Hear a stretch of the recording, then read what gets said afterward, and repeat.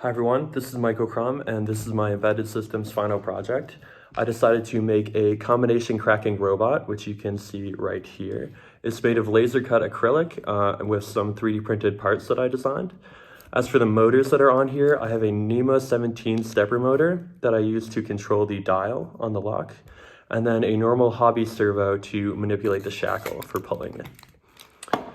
As for the electronics, I made this custom circuit board that houses a stepper driver, as well as a voltage step down, so I can take 12 volts from the wall and step it down to 6 to power this board, as well as be an input to the servo. All right, let's move on to a demo. Before we can get to actually cracking the lock, we have to talk a little bit about how master locks work and how we're gonna not end up doing all 40 to the third or 64,000 different combinations, because that would take forever. So master lock has 3 different flaws in its construction that make it fairly easy to crack.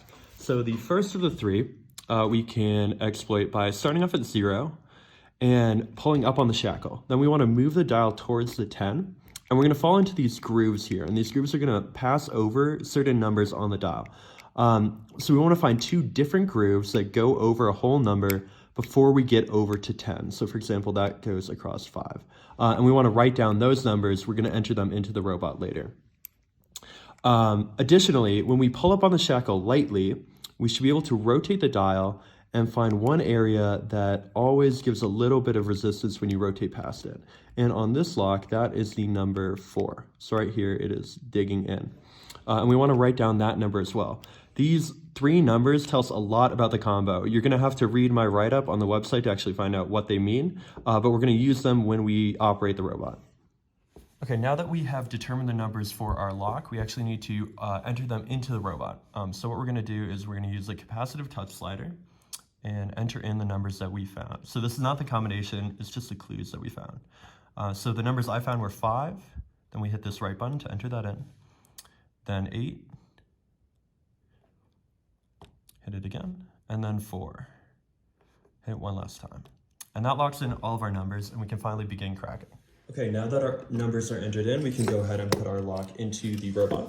So we just do that by sliding this in here, and hook on me. We also want to rotate the dial so that it reads 0, so the robot knows where it is while it's doing the cracking.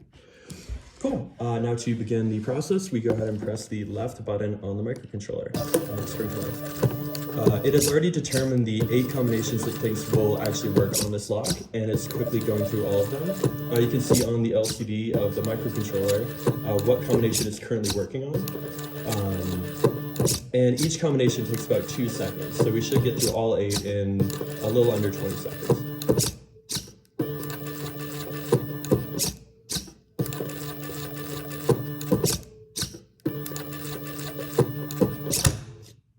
And there we go, it found the right one, and it found that it was 9/19/25, and we have an unlocked lock here.